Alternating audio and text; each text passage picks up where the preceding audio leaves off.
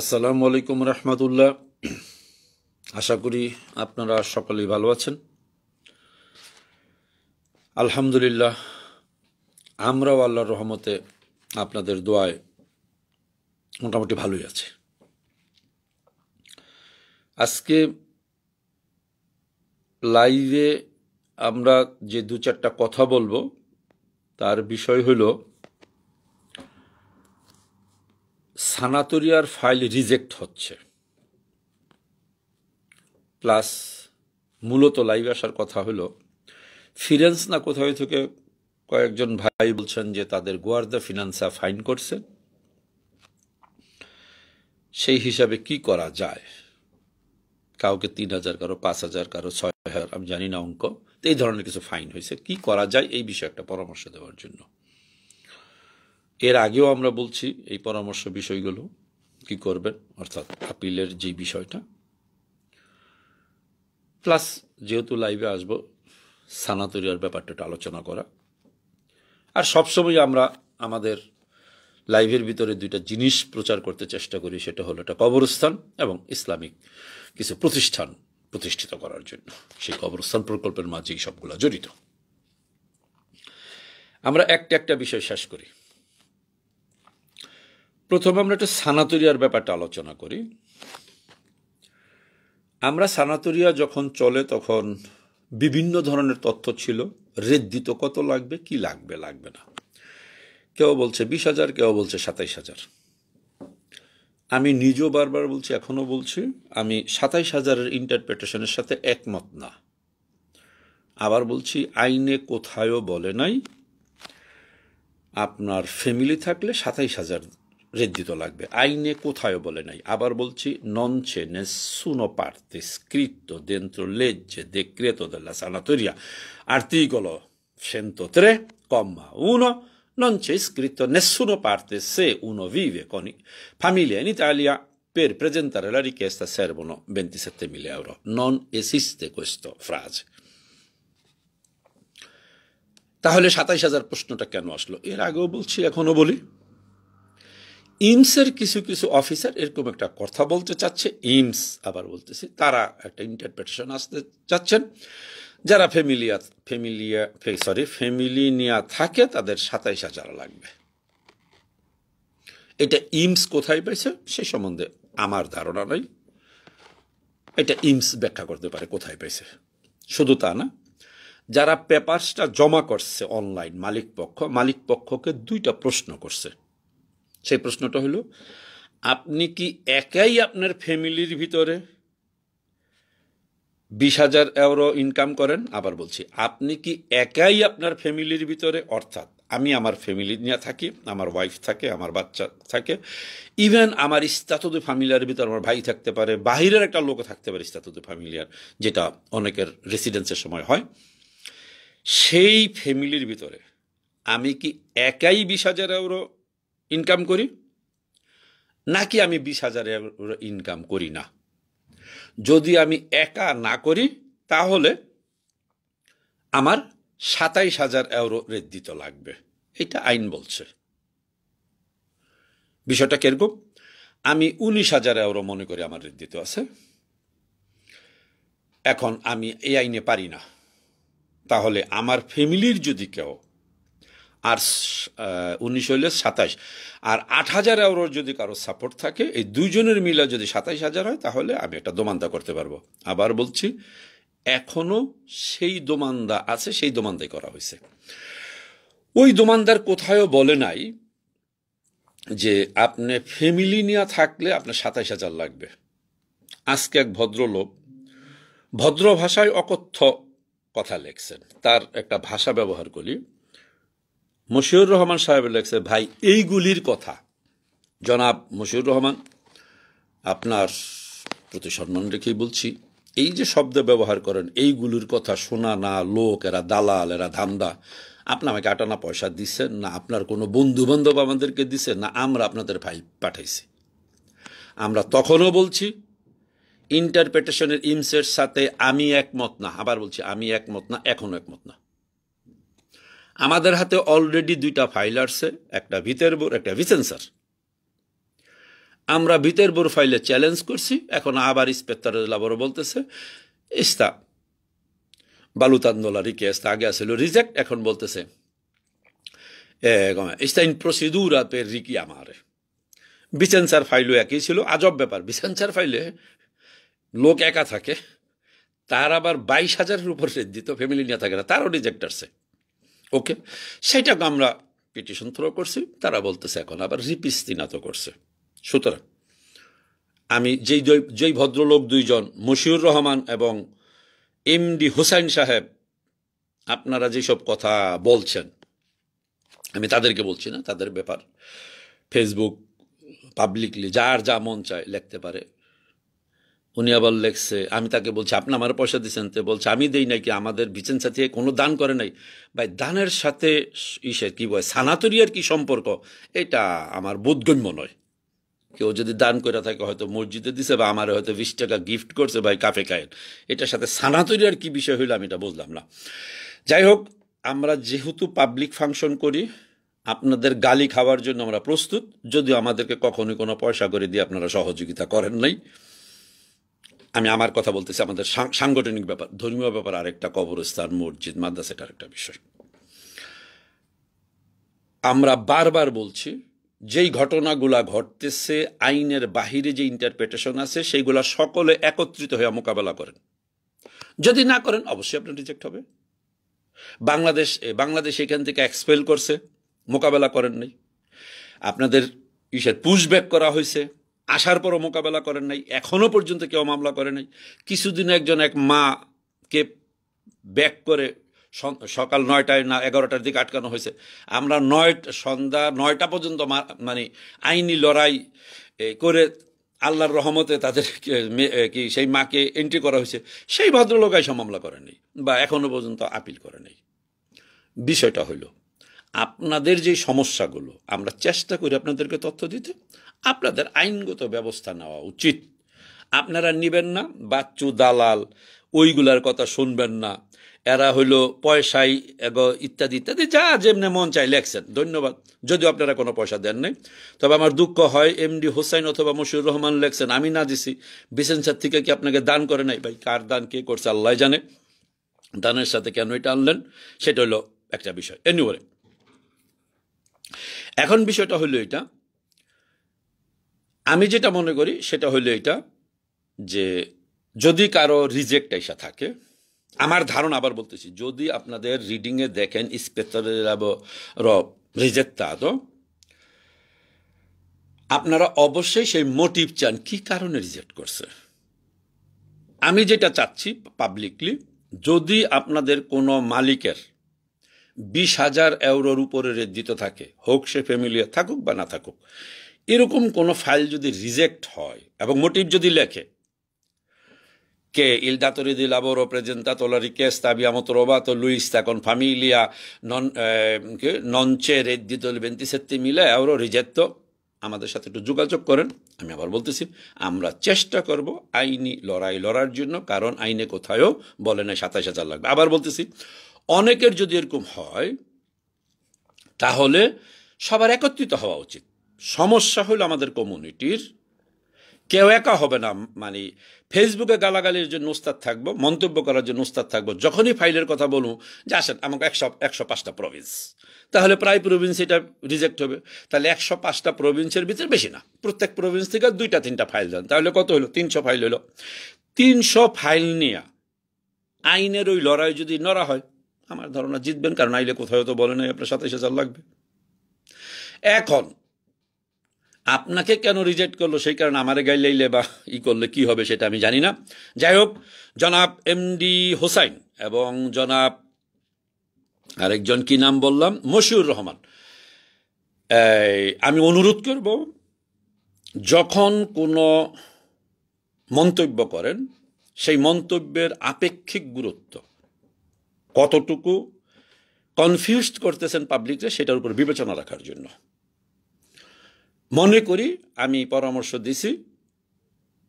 আমি আবার বলছি, পিছনের রেকর্ডগুলো পাবেন। আমি সেখানে বলছি আমাদের ধারণা, আমি চিন্তা করি ওই ইন্টারপ্রিটেশন এরকম।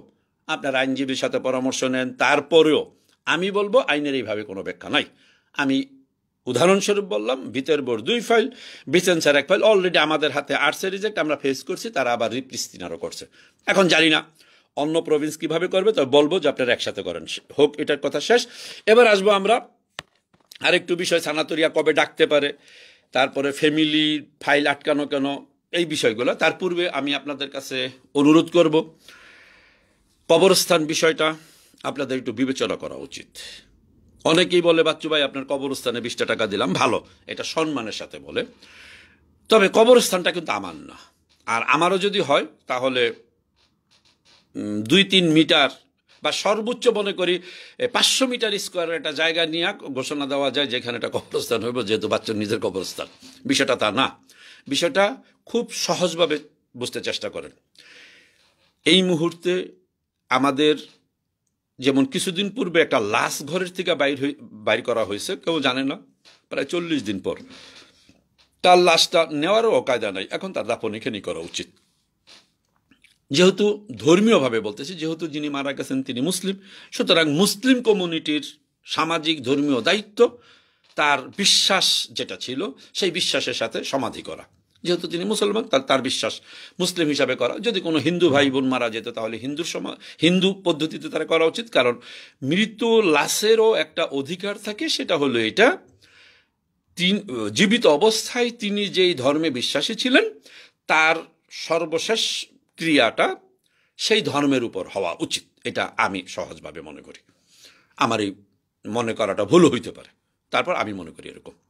এবার আসি, কবরস্থানের কথাটা বললাম, আমরা অনুরোধ করব যে যা পারি, আবার বলি, আসেন সবাই মনে করি 100 টাকা করে দিলাম, সারা ইটালিতে যারা আছে কবরস্থান হয়ে যায়। কেউ বলতেছেন হিসাব কই, ভাই হিসাব তো বারবার দেওয়া হচ্ছে, যদি অফিসে আসেন অফিসে নিতে পারেন, মন্তব্যের ভিতরে মাঝে মাঝে দিচ্ছি, কিন্তু এটা তো সম্ভব না যে কোনো একটা পোস্টের ভিতরে বললেন ফান্ড কত হয়েছে। প্রথম, আপনার এই মন্তব্য দেখা কি ওই সময় কেউ চোখে পড়ছে? অন্য কাজও হইতে পারে, নাকি এই বিষয়ের কি হয়, মানে কি এই ফেসবুকের ভিতরে আমরা একটা প্রচার দিলাম একটা ঘটনা, সেখানে আপনি একটা মন্তব্য করেন, প্রত্যেকটা মন্তব্যই কমেন্টস আমাদের দেখা সম্ভব না। 2 ঘন্টা 3 ঘন্টা 5 ঘন্টা পরও চোখে পড়ে, পরের দিনও চোখে পড়ে। এই ফাঁকে আপনি যেটা প্রশ্ন করে বিভ্রান্ত সৃষ্টি করলেন, যতক্ষণ পর্যন্ত ওইটার ক্ল্যারিফাই না আসতেছে, এই 6 ঘন্টা বা 24 ঘন্টা পাবলিক তো এটা ভুল বুঝতে পারে। সুতরাং সবাই সবার জায়গায় আমরা চেষ্টা করি দায়িত্ব পালন করার জন্য। মসজিদে রোম বিষয়ে বিভিন্ন মুখরোচক কথা, ইনশাল্লাহ মসজিদে রোমে কাজ চলতেছে, ইনশাল্লাহ সামনে পাবলিকলি এখন 5 ওয়াক্ত নামাজ হয়, কিন্তু জুম্মা বা রিওপেন করা হয় নাই, ইনশাল্লাহ সেটাও হবে। মসজিদে রোম বন্ধ হয়েছে কারো নিজস্ব বলে না, আমরা চেষ্টা করছি শিশু দ্বিতীয় প্রজন্মকে এখানে ইসলামিক স্টাডি রাখার জন্য। স্বভাবত কারণ এক দেশ শিশু এক জায়গায় হইলে সেখানে চিল্লাচিল্লি হইবই, উপরের বিল্ডিং থেকে অবজেকশন দিবি, নর্মাল ব্যাপার। একই বিষয় ঘটছে উম্মার সাথে, সুতরাং ডিপার্টমেন্ট ওই শিশুদেরকে কারণ না দেখায় অন্য কারণে সেটা বন্ধ করছে, হইতেই পারে। এটা আমাদের দেশেও যদি মনে করি যে আমাদের বাড়ির পাশে আইসা একটা গির্জা কতক্ষণ পরপর ঘণ্টা পিটায় বা অন্য কোনো ধর্মের লোকে ঘণ্টা পিটায়, তাহলে অবশ্যই ওইখানকার ওই কমিউনিটি যারা সেই ধর্মের সাথে খুব বেশি সম্পৃক্ত না, তারা 2-4টা রিপোর্ট করব, তারপরে ডিপার্টমেন্ট আসবো অন্য বাহানায় সেটাকে বন্ধ করার জন্য। এটা সহজ প্রসেসিং, পৃথিবীতে বাইচা থাকতে হইলে এই জিনিসগুলো মোকাবেলা করতে হবে। আজকে একটা স্ট্রাইক ছিল, ধর্মঘট ছিল, আরেক ভাই লেখছেন, বিরাট এক ফর্দ লেখছেন, কমিউনিটির কোন এক লিডার আন্দোলনের ডাক দিছে রিনু কমানোর জন্য, কি বিল কমানোর জন্য। ভাই আমি আন্দোলনের ডাক দিই নাই, আমার সব পোস্ট আপনারা পইরা পরে মন্তব্য করেন। আমি কি বলছি, ইটালির লেবার ইউনিয়নগুলোর স্ট্রাইক কল করছে, ধর্মঘট কল করছে, তারা কাজে যাবে না, যে যেখানে না। আমরা যারা বিদেশি যারা কাজ করি, ছোট ছোট কাজ করি, ফলে মালিকের সাথে প্রাইভেট একটা সম্পর্ক হয়ে যায়, ফলে যাব না, এটা ব্যক্তিগত মনে হয় রেশারেশি হয়ে যাচ্ছে মালিকের সাথে, বারে কাজ করি বারে কাজ যাবো না, স্ট্রাইক আজকে, এখানে ব্যক্তিগত একটা ক্রাশ হয়।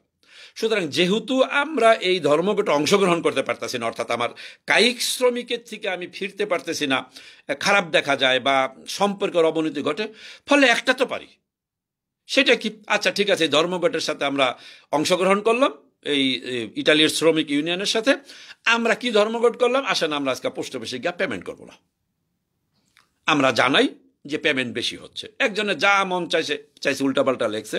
তা আপনাদের জানা উচিত এই ধূমকেতু আমাদের সংগঠনের থেকেই মামলা করার পর, যেটা এর আগে আরও বেশি ছিল, সেই মামলায় করার পর মাত্র 30 টাকা 46 পয়সায় প্রায় 1 বছর আপনারা সৌজন্য রিনিউ করছেন। তখন তো কেউ জান নাই আপনারা যে ঠিক আছে মামলায় করে যেহেতু এরা কমাইছে, আচ্ছা সংগঠনও 10টা টাকা দেয় না, আমাদের দরকার নাই, যে ঠিক আছে রাষ্ট্রের টাকা কেন আমরা কম দেব, আচ্ছা সবাই আমরা 200 টাকা করে দিয়ে দিই, তখন তো সেটা দেন নাই। তাহলে কেন এই অযথা কিছু কথা বাজারে আনেন? ভাই আপনার যদি পয়সা থাকে আপনার দেন, আমরা বলছি যার পয়সা নাই তার। আমরা এরকম ফ্যামিলিও চিনি, হাজব্যান্ড ওয়াইফের সৌজন্য, 3টা বাচ্চা 4টা বাচ্চা, প্রতি বছর পর বা 2 বছর পর মার সাথে 4 বাচ্চার 30 টাকা করে, বাবার সাথে 4 বাচ্চা 30 টাকা করে। আপনি কি মনে করেন এটা একটা সৌজন্য 2 বছর পর রিনিউ করতে গিয়ে একটা ফ্যামিলির 500 700 800 টাকা যায়, যদি সে ফরচুনা তথা অর্থাৎ তার যদি আবার রেসিডেন্স থাকে। আর যদি রেসিডেন্সের সাথে সম্পৃক্ত হয়, এবার আপনিও জানেন কি ধরনের খরচ হয়। তারপরও ভাই যারা লেখছেন যে ইটালি সরকারের এগুলো দেওয়া উচিত, আপনারা দিতে থাকেন, না করি না। আরেক ভাই বলছেন আরেকটা মজার যুক্তি, আপনারা কি পেমেন্ট বন্ধ করেন, এবার যদি ইটালি গভর্নমেন্ট বলে দেয় টাকা পাঠানো বন্ধ করে দেবো, তাহলে কোথায় যাবেন? সুন্দর যুক্তি। আমার মনে হয় আপনি ওইটা যেই কথাটা বলতেছেন যে টাকা না পাঠাইতে দিলে আমরা বিপদে পড়ব, আমার মনে হয় অর্থনীতি যারা বোঝে তাদেরকে, আমি ইকোনমিক্যাল ছাত্র না, আমি এটি বুঝিও না। একটা কথা খেয়াল করেন, আমি যদি বাংলাদেশে টাকা পাঠাই, আমার পরিশ্রমের টাকা, ইটালি গভর্নমেন্ট কোথায় কোনো লস নাই। বরঞ্চ আমি যদি না পাঠাই, টাকা যদি আমি রাইখা দিই, তাহলে ইটালি গভর্নমেন্টেরও লস, আমি যেই দেশে পাঠাবো বাংলাদেশ গভর্নমেন্ট তারও লস। আমি যদি টাকাটা পাঠাই, আমি যদি রুলিং করি, তাহলে 2 রাষ্ট্র না সারা পৃথিবীর 700 কোটি লোকের জন্য সেটা একটা অ্যাসেট। আর যদি টাকা আমি আমার পকেটে রাখি, ঘরের ভিতরে রেখা দেই, তাহলে সবার জন্য ক্ষতিকর। সুতরাং এটা কোনো যুক্তি হইল না। ইটালি গভর্নমেন্ট যদি বন্ধ করে দেয় যে টাকা পাঠাইতে পারবেন না, ইটালি গভর্নমেন্টের লাভ আছে? প্রশ্নই ওঠে না। যদি টাকা পাঠাইতে আমাকে না দেয়, আমি তো টাকা খাইয়ে পেলাম না, গিলা পেলাম না, আমি টাকা কি করবো? আমি ইনকাম করছি, আমার যেই 1000 টাকা, এটা তো আমার টাকা, আমি পকেটে রেখে দেবো। আমি যখন টাকাটা পকেটে রেখে দেবো, তখন তো টাকার রুলিং হচ্ছে না। আর টাকার রুলিং যদি না হয়, এটা আমি সহজভাবে বুঝি, সেই টাকাকে বলা হয় অলস টাকা। আর এই অলস টাকা 3 জনের জন্য ক্ষতিকর। সেই 3 জনের জন্য কে কে ক্ষতিকর?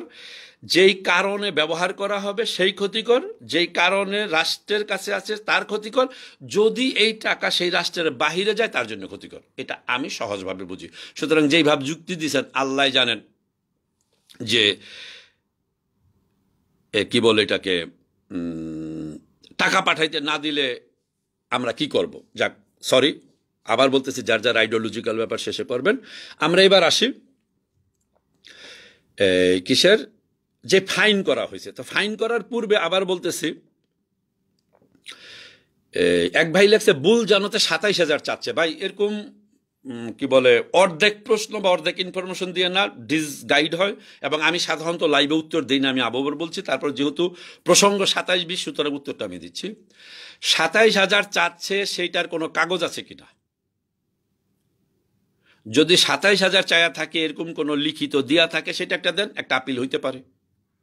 আমি আবার বলতেছি, 105টা প্রভিন্সের মিনিমাম 2-3টা করে ফাইল দেন, তাহলে একবার রাষ্ট্রীয় পর্যায়ে একটা আপিল করা যায়, তাহলে বাকিগুলো সব ফ্রি হইল। এক আরেকটা বিষয় হলো এটা, যদি 27,000 চায়া থাকে, তার বর্তমান রেট দিত কত, সেটা একটা প্রশ্ন। সুতরাং এইভাবে কোনো প্রশ্ন করেন না যেখানে টেকনিক্যাল উত্তর দিতে অসুবিধা হয়। আমি আবার বলতেছি, যদি কোনো ফাইল থাকে সারা 105টা প্রভিন্সের, প্রত্যেক প্রভিন্সের 2-1টা ফাইল দেন। আমি বলতেছি না 1000 ফাইল দরকার। আমরা এইবার আইনে বাংলাদেশ কমিউনিটি প্রায় 14,000 ফাইল জমা দিছি, 14,000 ফাইল জমা দিছে সারা ইটালিতে। সুতরাং সেখান থেকে প্রত্যেক প্রভিন্সের 2-1টা ফাইল নেন, তাহলে ইন জেনারেলি একটা ফেস করা যাবে। এনিওয়ে, এটার কথা আমরা যাচ্ছি মূল যে কথাটাই ছিলাম আজকে, যার জন্য লাইভে আসা এত কথা, সেটা হলো গোরাদিয়া ফিনান্সা ফাইন করতেছেন।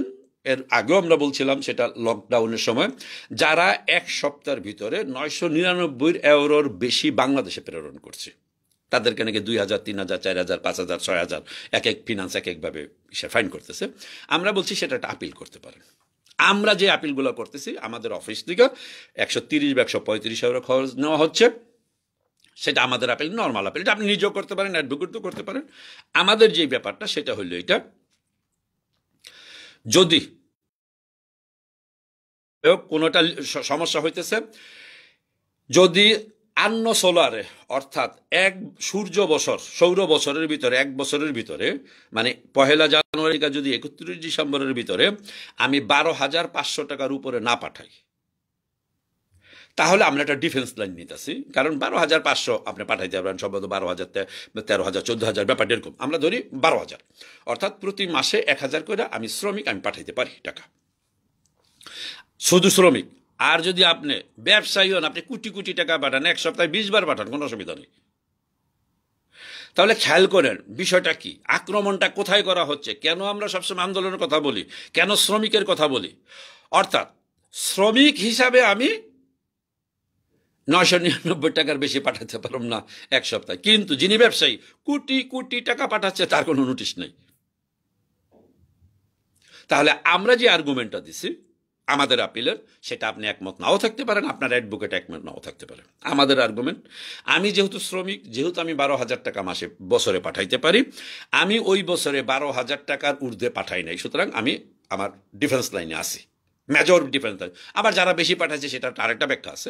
এবার আমি মনে করি 12,000-এর নিচে পাঠাইছি, 12,000-এর ভিতরে পাঠাইছি, তার আমার একটা ডিফেন্স লাইন, আমি বছরে তো 12,000 বেশি পাঠাই। এইবার আসি, 1 মাসে 2 বার টাকা পাঠাইছি, বা একই সপ্তাহে আমি 3 বার পাঠাইতে হয়েছে।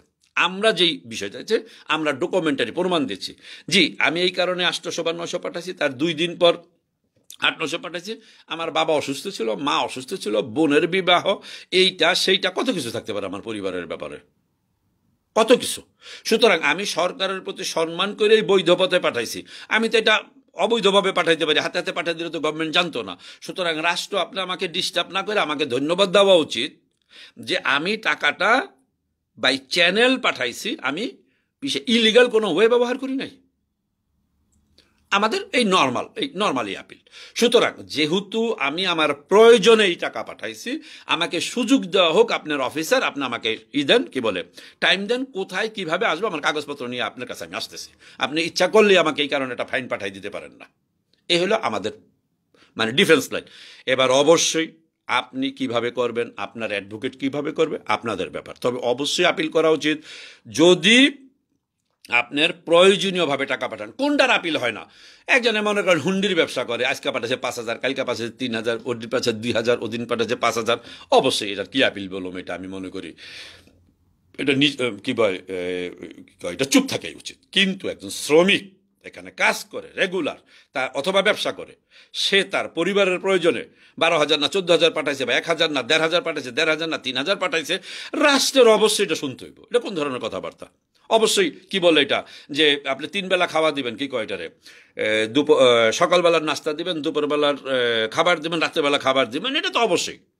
আমার ক্ষুধা লাগে বেশি, এই জন্য কি আমি কি ব্রেকফাস্টের পর 12টার আগে মাঝখানে আমি খাইতে পারতাম না? আমি দুপুরবেলা খাইছি, রাত্র 10টার আগে কি এটার কি কয় টিফিন এই জাতীয় একটা কথা বলে আর কি, জানি না ল্যাঙ্গুয়েজটা কি হবে, আমি কি পারবো না? আপনি আমাকে 3টা দিনের তিন সময়ে খাবারের ভিতরে আটকাই দিবেন, আমার শরীরের প্রয়োজন আমার দিবেন, এটা কোন ধরনের বিষয় কথা? এটা আবার বলতেছি, এটা আমাদের যুক্তি, আমাদের ডিফেন্স লাইন, এটার সাথে আপনি একমত হইতেও পারেন, না হইতে পারেন। আবার 2 দিন পরে এই কথা বললেন না যে বাচ্চুর কথা শুই না, আমরা আপিল করছি, আপিল টিকে নাই। আবার বলতেছি, আপনি আপনার জায়গায় অবশ্যই আপনি এটা করবেন। আর যদি আপনি আপিল না করেন, ভাই আপনার কাছে 2,000 টাকা কি বলে ফাইন চাইছে, 5,000 টাকা ফাইন চাইছে, আপনি দিয়ে দেন। এছাড়া তো অন্য কোনো যুক্তি আমাদের কাছে নেই। সুতরাং আমরা পরামর্শ দেব, অবশ্যই আপিল করবেন। সৌজন্য সংক্রান্ত ব্যাপারে যেগুলো রিজেক্ট আসতেছে, যদি ওইটা হয় আপনারা সরাসরি মালিকরে বলেন কপি দেওয়ার জন্য, ইলমতিব স্ক্রিপ্তা। সমস্যাটা হলো ওয়ার্কারের পক্ষ থেকে কিছু করার নাই, এখানে মালিকের নিজের চাইতে হইব, মালিকের নিজের চাইতে হইব। শুধু তা না, এমন রিজেক্টও আসছে 100% ইনভ্যালিড, মালিক 100% ইনভ্যালিড, তার রিজেক্ট আসছে per rigetto per il reddito, অর্থাৎ এই রেড দিতরে সম্ভবত ওই ইস্পেতরের লাবরের কোনো প্রোগ্রামের ভিতরে ঢুকাই রাখছে, কিছু হলেই কয় রেড দিত। আরে 100% 100% invalido. Però il risetto è venuto dall'ispettore Lavoro per il reddito. Ma dove viviamo? সুতরাং আমি বলবো, প্লিজ আমার আক্রমণ না করে সবাই চেষ্টা করেন নিজ নিজ ডিফেন্স নিতে। আমার আক্রমণ করতে পারবেন, গালি দিতে পারবেন, ইত্যাদি দিতে পারবেন। আবার বলতেছি, যেই ফাইলগুলা জমা হয়েছে বড় বড় সিটিতে এখনো ডাকে নাই। বড় বড় কথা বলতে চাইতেছি, রোম, নাপোলি, মিলানো, এই বিষয়গুলো এখনো ডাকে নাই। আমি আর কথা দীর্ঘায়িত করব না। আমার যদি কোনো খারাপ কোনো শব্দ চয়ন করে থাকি বা উচ্চবাচ্য হয়ে থাকে, হওয়া সম্ভব, কারণ সবাই আমরা রক্ত মাংসের সৃষ্টি। এর অর্থাৎ এই না যে আমি রিয়্যাক্টে চলে গেছি, অর্থাৎ অনেক সময় ভয়েস টোনটা আপ ডাউন হয়, এটা আবেগে হইতে পারে, অথবা কি বলে যুক্তির নিজেরটা নিজে বোঝার জন্য হইতে পারে। যদি এখানে কোনো প্রকার ভুল ত্রুটি হয়ে থাকে, ভুল ত্রুটি হয়েছে এটাই সত্য, ক্ষমা সুন্দর দৃষ্টি দেখবেন। পুনরায় আমি অনুরোধ করব, কবরস্থান বিষয়ে আপনারা একটু বিবেচনা করবেন, এবং কিছুদিনের ভিতরে বিভিন্ন সংগঠন আপনাদের কাছে আসবে, হয়তো মসজিদে উম্মাটা খরিদ করার বিষয়ে, অর্থাৎ জায়গাটা খরিদ করার বিষয়ে তারা একটা সিদ্ধান্ত নিছে। তারপরে রোমে আরেকটা মসজিদ, কি বলে এটা, পন্তেলুঙ্গ জামে মসজিদ, সেই মসজিদটাও খরিদ করার জন্য প্রক্রিয়া চলছে। আজকে শুক্রবার অনেক মসজিদ থেকে সেখানে ফান্ড কালেক্ট হয়েছে, ছোট ছোট। যে যেভাবে পারেন সহযোগিতা করেন। আপনার 20 সেন্ট, 20 টাকা, 200 টাকা, যেইটা দেন, আপনি যেটা দিলেন আপনি দিচ্ছেন কিন্তু কিসের জন্য? ধর্মীয়ভাবে একটা সওয়াবের আশায় আপনি দিলেন, আপনার সওয়াব হবে, সাথে একটা সামাজিক ধর্মীয় কাজও হইল। প্রত্যেকটা মসজিদ প্রতিষ্ঠিত হোক, এবং এই প্রতিষ্ঠিত হওয়ার জন্য আপনাদেরই দরকার হবে, ব্যক্তিগতভাবে কারো দ্বারা সম্ভব না। আবার সম্ভব হইলেও, ব্যক্তিগতভাবে সম্ভব হইলেও আপনি আমি কেন এটার পিছনে থাকব? আসেন, বড় বড় মসজিদ, বিরাট বিরাট ডোনাররা ব্যক্তিগত 1 লক্ষ কোটি কোটি টাকা দিয়ে মসজিদ করে দিছে, কিন্তু সেই মসজিদেও একটা দান বাক্স আছে। রাস্তা দিয়ে একটা লোক যাওয়ার সময় এরকম দেখা যায় একটা রিক্সাওয়ালা রিক্সা চালায় যেতেছে, রিক্সা থামায় মসজিদে 2 টাকা দিয়ে গেল। এর অর্থ কি? এর অর্থ পার্টিসিপেশন করা, এই প্রজেক্টের সাথে পার্টিসিপেশন করা, এটার পজিটিভ দিকটা চিন্তা করা। সুতরাং আমি বলবো যে আপনারা আসেন, পজিটিভ দিকটা চিন্তা করে আপনারা এগুলোতে আগায় আসেন। এরপর থাকে বিভিন্ন প্রশ্ন, বিভিন্ন সন্দেহ, এটা থাকতেই পারে। প্রত্যেকটা জায়গায় একটা মসজিদ কমিটি আছে, আপনার অ্যাসোসিয়েশন, আসেন মসজিদ কমিটি বাদ দিয়ে অ্যাসোসিয়েশন, প্রত্যেকটা অ্যাসোসিয়েশনের একজন ক্যাশিয়ার আছে, প্রত্যেকটা মসজিদের একটা কমিটি আছে, প্রত্যেকটা সংগঠনের একটা কমিটি আছে। একটা জিনিস খেয়াল করবেন, বাজার একটা কথা আসবে কি, এক মসজিদ কমিটি বলবে আরেক মসজিদ কমিটির বিপক্ষে, ওরা তো প্রেসিডেন্ট টাকা নিজের পকেটে রাখা ধান্দা করতেছে, ব্যবসা করতেছে। খেয়াল করেন, তাহলে কি বোঝা গেল? যে হিসাবে বোঝা যাচ্ছে প্রত্যেকটা মসজিদ কমিটির ভিতরে একটা সমস্যা, নচেত একজন আরেকজনের বিপক্ষে বলে কেন? নিজের সম্বন্ধে কেউ বলতেছে না, অর্থাৎ এটা একটা সিস্টেমের ভিতরে এসে পড়ছে, একজনের বিপক্ষে কিছু বলতেই হবে। এটা টোটাল সিস্টেমের ভিতরে আসছে। আমি মনে করি এটার থেকে বাহিরে আসা উচিত। এটা বাহিরে থেকে আইসা সামাজিক, ধর্মীয় সংগঠন যে কোনো কাজের জন্য আপনাদের আগায় আসা উচিত। আপনি খেয়াল করেন, 21শে ফেব্রুয়ারির পয়সা বলে মাইরা খায়, বৈশাখী মেলার পয়সা বলে মাইরা খায়, তারপরে কি কয় মসজিদের টাকাও মাইরা খায়, কবরস্থানের টাকাও মাইরা খায়। এমনও লোক এক মন্তব্য করছে, এই জিনিসটা একটু ক্লিয়ার করা উচিত। সাধারণ জেনারেল আইডি থেকে যখন কোনো মন্তব্য আসে, হয়তো আমি অনেক সময় অনেক উত্তর দেই, এটা যেভাবে চেষ্টা করি, কিন্তু একটা আইডির ভিতরে যদি লেখা মানে আইডিটার ভিতরে মোহাম্মদ সাল্লাল্লাহু সাল্লামের দেওয়া কি নাম লেখা, আল্লাহ, রাসূল, এই জাতীয় আইডি, এবং তার প্রত্যেকটা আইডির ভিতরে দেখা যায় খুব ধর্মীয় ব্যাপার। উনি যখন মন্তব্য করে অমুক ইমাম সাহেব অমুক মসজিদের টাকা লইয়া পালায় গেছে, উনি আর আসবে না, মসজিদ বেচাত হয়ে গেছে, কবরস্থানের টাকা লইয়া ভাগছে, আচ্ছা এগুলা কি আদৌ উচিত? একটা কথা যে বলেন, সেই কথাটার কোনো কি বলে, এখন আমি যদি মনে করি যে এই যে একটা কথা আপনি লেখছেন, আমি 2 দিন আগে একটা মন্তব্য করছি এরকম, এটা যে মিথ্যা, এই মিথ্যার জন্য কিয়ামতের দিন যদি আপনার আমি ঠেকায় রাখি যে এই যে আমার আইডিতে, আপনার আইডিতে আপনি যেমন চাই লেখেন গিয়া, আমার আইডিতে আপনি এরকম একটা মিথ্যা প্রচার করতেছেন, আমি যদি আপনাকে বাধা না দেই তাহলে তো ব্যাপারটা তো তাই হইল যে মিথ্যা বলে এবং মিথ্যা যে অন্যায় করে আর অন্যায়ের যে সহযোগিতার সমান অপরাধী, তা আপনি কি করে একটা মসজিদের ইমাম সাহেবের নামে এরকম একটা বাজে মন্তব্য আমার আইডিতে এসে করেন? কি বিষয়টা কি? ওই ইমাম সাহেব কবরস্থানের টাকা নিয়ে পালাইব কই থেকে? আরে কবরস্থানের টাকা তো আমাদের হাতে, ইমাম সাহেবের হাতে না তো। ওই মসজিদ বেচা হয়ে গেছে আর আসবো না, মসজিদে তো কাজ চলতেছে, বিষয়টা কি? এই ধরনের কথা বলেন কেন? যাই হোক, আমি আবার বলতেছি কথাগুলো এগুলো বলতেছি কারণ এমন এমন কিছু প্রসঙ্গ আপনারা আনেন যে জব না দিলে ভাবতেছেন যে ওনারাই সঠিক, যা বইলে হয়ে গেল, আর জব দিতে গেলে আমাদের সময় নষ্ট হয়। আজকের লাইভেও আমি চেষ্টা করছি আপনাদেরকে কিছু সাংগঠনিক তথ্য, ইমিগ্রেশন বিষয়ে তথ্য দিব, তা না করে আমার ডিফেন্স লাইনে যাইতে হইতেছে, কারণ যা মন চাই তাই একটা মন্তব্য করে দেন। পুনরায় আমি ক্ষমা চাচ্ছি, ইমিগ্রেশনের বিষয়ে আবার বলবো যে যারা ফ্লুসি কাগজ জমা দিয়েছেন এখনো পর্যন্ত ফাইলের কাজ শুরু হয় নাই। আবার বলতেছি, ফ্লুসি কাজ যদি না কি বলে, কেউ যদি বলে যে নুল্লাহস্তা বাইর হইতেছে, এগুলো ফলস ইনফরমেশন। অলরেডি নাপোলির থেকে নুল্লাহস্তা প্রিন্ট করে ছাড়ছে বাজারে, সুতরাং সাবধান ফ্লুসির ব্যাপার। আর সানাতরিয়ার ব্যাপারে ছোট ছোট শহরে ডাক আসতেছে, যেমন লাতিনায় আসছে, ভিতেরবুতে আসছে, ফিরেন্সে, ফ্রোসিনোনি আসছে, আমি লাসিওর অ্যাঙ্গেলের কথা বলতেছি, হয়তো আরো ছোট শহরে আসতে পারে, ছোট ছোট শহর যেগুলো।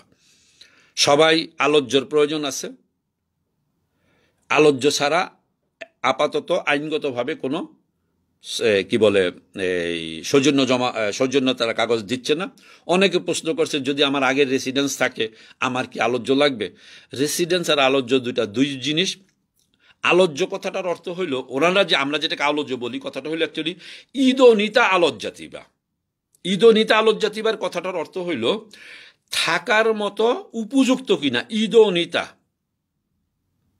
উপযুক্ত কিনা। অর্থাৎ আমার রেসিডেন্স যদি একটা দোকানে থাকে তাহলে এটা ইদোনিতা আলোচ্যাতিব হইল না। এই জন্য ইদোনিতা আলোচ্যাতিবের অর্থটা হইল আপনি যেখানে থাকেন সেইটা থাকার মতো জায়গা কিনা, এবং সেটা আপনার পারামিত্রি যেটা আছে 14 মিটার সামথিং, এক এক জায়গায় এক একটা রকম। ইন জেনারেল মনে করেন সারা ইটালিতে 14 থেকে 15 মিটার স্কোয়ার আর কি, এটা ডিফারেন্স আছে বিভিন্ন রেজনে টু রেজন, 17 পর্যন্ত আছে। তো ইন জেনারেল ধরে আমরা 14-15, অর্থাৎ এই 14-15 মিটার জায়গার ভিতরে যেই লোকগুলা থাকে, 5 জন লোক থাকলে 70 মিটার কিনা জায়গা, এইটা হইলো ওই সার্টিফিকেট ইদোনিতা আলোচ্যাতিবা। এতে আপনার রেসিডেন্স থাকলেও দিতে হবে, না থাকলে তো অবশ্যই দিতে হবে। বিষয়টা ইদোনিতা আলোচ্যাতিবা হলো মালিকের দায়িত্ব, মালিক দিবে, আইনগত কথা।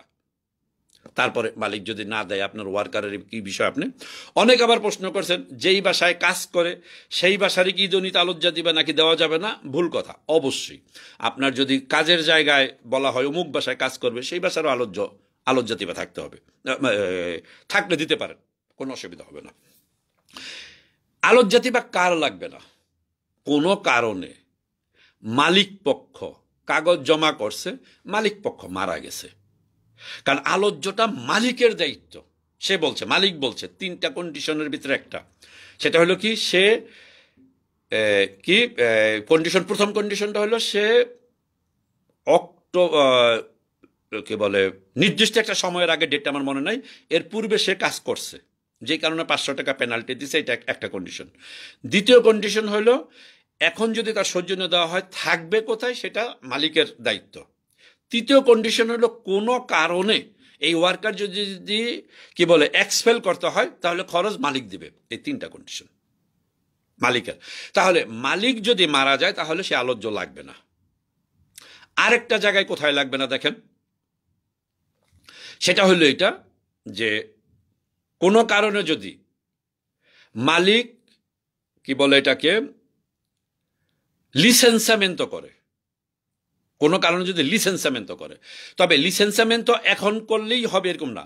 ওই মালিকের লিসেন্সামেন্ট গ্রহণযোগ্য যেই মালিকের মালিক সত্তা ঠিক ছিল, অর্থাৎ মালিকের কাজ ঠিক ছিল, মালিকের রেজিত ঠিক ছিল, এখন মালিকরে ডাকাইছে আপনাকে কন্ট্রাক্ট করার জন্য, এর পূর্বে আপনাদের একটা লিসেন্সামেন্ট আছে, এই জায়গায়ও আলোচ্য লাগবে না, এই কারণে 1 বছরের কাগজ পাবে। অনেকে বিরক্ত হচ্ছেন, লিখতেছেন যে কথা শর্ট করার জন্য, অবশ্যই খুব বড় হয়ে গেছে, আমি সরি, ক্ষমা চাচ্ছি। আসসালামু আলাইকুম রহমতুল্লাহ বারকাতুহু। দোয়া করবেন, আপনাদের জন্য দোয়া রইল।